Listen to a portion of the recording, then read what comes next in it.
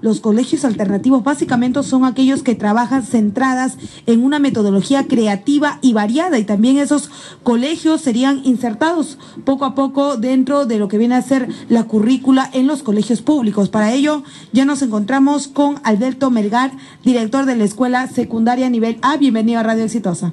Gracias por la invitación. Buenas tardes. Bueno, básicamente queremos conocer sobre las características del colegio alternativo y también esta nueva propuesta para que poco a poco ingrese al magisterio.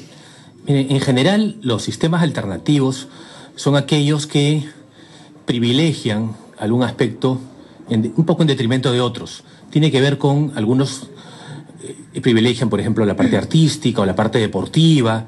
En general, lo central tiene que ver con lo intangible, con las propuestas metodológicas distintas. Una propuesta alternativa se caracteriza principalmente por que en la escuela alternativa el clima es distinto. El clima es un clima más horizontal, más democrático, más cálido, diría yo, hasta más espontáneo, con mayor humor, ¿no? Con menos rigidez que en la escuela tradicional. Mayor libertad. Sí, libertad, mayor responsabilidad también, mayor capacidad de autonomía, ¿no? Mayor espacio para la creatividad, para el desarrollo de talentos distintos. De alguna manera la escuela tradicional recoge mucho de la vida militar, desde las filas, el uniforme, la jerarquía.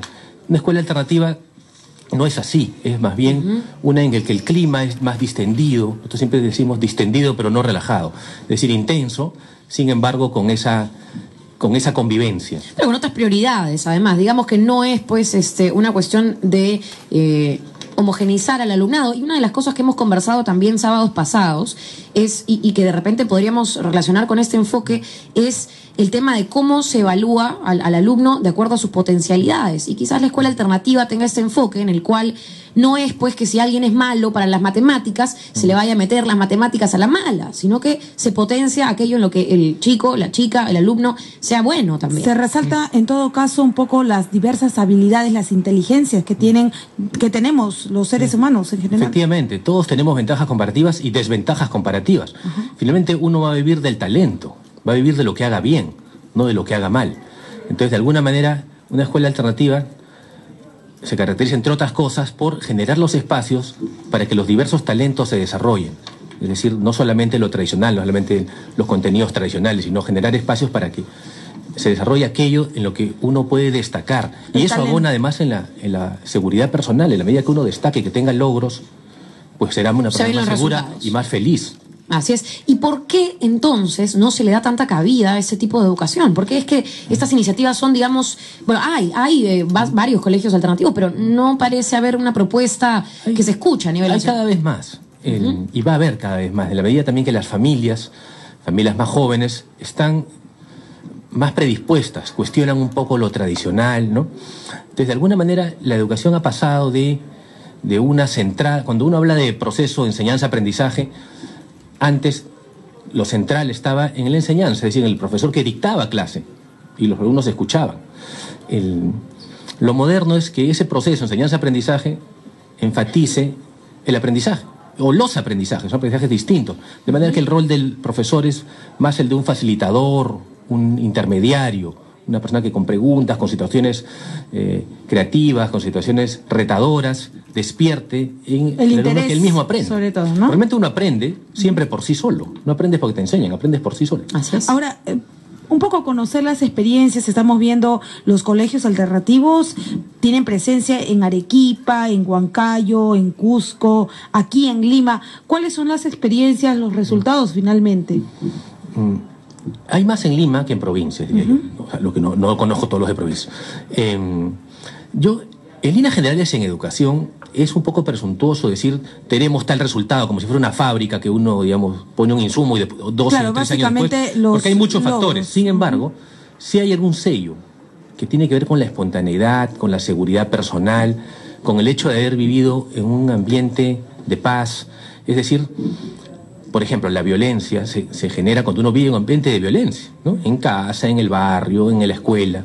Entonces, vivir en un sitio más distendido, un clima más cómodo, con mayor confianza, abona en la seguridad personal. El desarrollo personal del alumno. Al margen de las habilidades puntuales que A o B que tengan. En general, yo diría que que el sello de los colegios alternativos, que son relativamente nuevos, ¿no?, excepto uno o dos que están mucho tiempo, se puede individualizar por ese sello, esa espontaneidad, esa seguridad personal, ¿no?, ese sentirse bien con uno mismo. Y una pregunta un poco específica, ustedes que además están viendo de cerca el proceso de los alumnos en ese desarrollo que nos comentas, hay también, me imagino, casos de bullying, hay también problemas en ese tipo de colegios. ¿Cómo es que también...? Mira, es menos probable. Se ven. Es menos probable. En la medida que uno esté cerca, que no sea un colegio masivo, suelen ser no colegios masivos. Entonces, uno puede percibir a través del departamento psicopedagógico, la tutoría, la cercanía de uno mismo, ¿no?, de la dirección, ¿no?, que si es que hay algún problema. Para que sea bullying tiene que ser sistemático, no todo es bullying. Bullying es cuando hay tiene que haber diferencia de poder, tiene que ser sistemático e intencional. Entonces hay que diferenciar. A veces, digamos, uno tiene, imagínate, una secundaria, 300 adolescentes conviviendo durante un año. Pues algún exceso va a haber. Lo raro sería que no hay. Alguna fastidiada va a haber. En colegios populosos, digamos, claro, se da más estos casos. Claro, pero cuando la convivencia es más democrática, más horizontal, ¿no?, es difícil porque hay muchos canales de comunicación. Entonces uno se puede dar cuenta, digamos, si alguien la está pasando más personalizada, mal, si alguien está siendo humillado. Entonces, es mucho menos probable que se dé el bullying en un colegio en general. No es alternativo tradicional, si un colegio está cerca, es difícil que se dé. Ahora, pero esta educación alternativa, entonces, para enfocar esta pregunta, ¿es un proyecto que pueda masificarse, digamos? Que pueda haber, digamos, de forma más... Puede replicarse. En realidad, por ejemplo, siempre cuando destacan en sistemas educativos, se destaca el sistema educativo finlandés, que suele salir bien en las pruebas internacionales, ¿no? Y cuando uno estudia el sistema finlandés, se da cuenta que las escuelas suelen ser, digamos, no masivas, de 600 personas, ¿no?, de 300 chicos. Una escuela de 1.500, de 1.200, ya se vuelve un poco un ministerio. Ya te obliga, ¿no?, obliga a la dirección a tomar medidas pues más en serio, ¿no? Entonces, un colegio alternativo, yo creo que por definición, o un colegio en general, para que el sistema funcione, no debería ser muy grande en términos de población. Hay una relación directa inversa entre la población y la calidad. Digamos, más colegios con menos alumnos funcionaría un poco más. Exacto. O mejor. Ahora, para el próximo año se van a tomar muchas acciones de los colegios alternativos en los colegios públicos. Por ejemplo, ¿qué acciones? Mira, esta gestión ministerial, de Jaime Saavedra, en lo personal, y creo que es un sentir del sector, hay mucha expectativa. Nos parece buena, una persona, pues, y un equipo sensato, claro, ¿no?, con bastante voluntad y bastantes buenas ideas, ¿no? Una de las cosas que me parece que se está enfatizando, que antes no se enfatizaba, es el tema de gestión. Es decir, tiene que ver, la escuela es una empresa más, es una organización más. Entonces, muchas veces se ha puesto interés en la tecnología, en la infraestructura, que está bien, ¿no?, pero no tanto en la gestión. Entonces, yo veo como una novedad, entre otras, ¿no?, el hecho de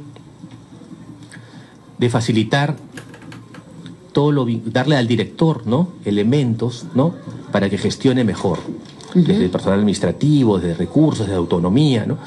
Entonces, el tema de gestión y el tema, digamos, de potenciar los aprendizajes, sí está alineado en general con una propuesta moderna más que alternativa. Ahora, me gustaría finalizar con una pregunta. Si bien esto es más personalizado, aquí ya, digamos, los estudiantes están formando más sus talentos, están desarrollando sus talentos, etcétera. A nivel de costo del Estado, ¿hay una mayor inversión? ¿Cómo se ve? ¿Cuál es la expectativa a nivel financiero en ese caso?